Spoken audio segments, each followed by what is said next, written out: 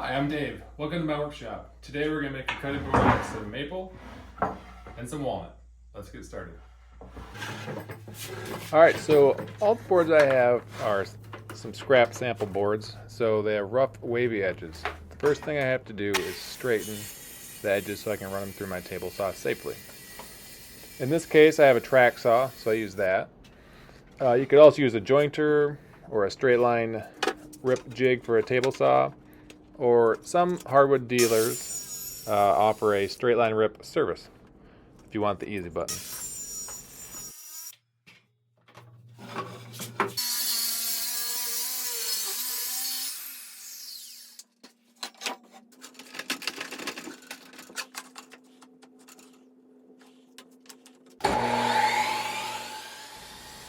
Okay, now that I have all my edges straight, I'm going to take my boards to the table saw and I'll be ripping the hard maple into 1 5/8 inch strips.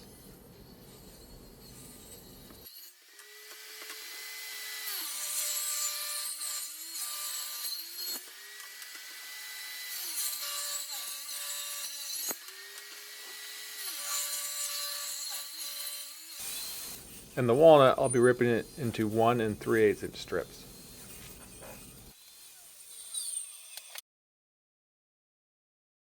Okay, now those strips are all done in the table saw, I need to get a glue line edge on each strip.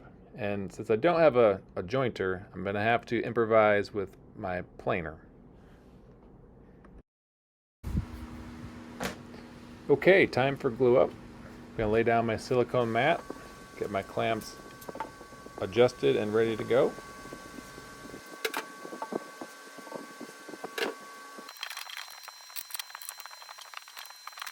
Okay, after doing a dry fit of all the pieces, I flip them all on edge and add a generous amount of Titebond 3 glue. Then I spread them out across the pieces, ensuring their equal coverage, and clamp them together with adequate pressure to get squeeze out along the edges, but being careful not to over tighten. Now hang it up to dry overnight.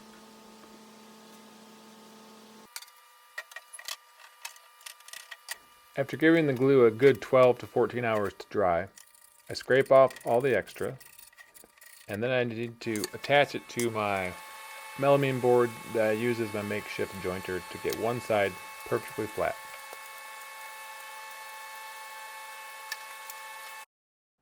Once the hot glue is completely cooled, I take the piece over to my planer and take very light passes, making one face flat. Now that one face is completely flat, I remove it from my melamine piece and run the other side through the planer, smoothing that one, keeping as much thickness as possible. Okay, quick trim on the ends to make it nice and square and cut to length.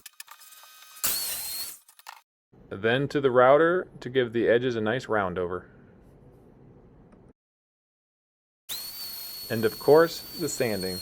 Here I'm working through 100 grit to 120 to 150 to 220.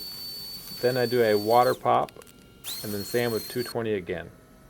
And then on to finishing with a mineral oil and beeswax mix. Looks like the mineral oil is all soaked in, the wax has started to set up. Just wipe off any excess. Hit it with some 600 grit sandpaper. Just kind of give it a nice light sand. Get that board extra smooth. I'll apply the mineral oil and beeswax mix about 2 more times, three times total. Should last you many years in the kitchen. Hope to see you next time. Thanks for joining.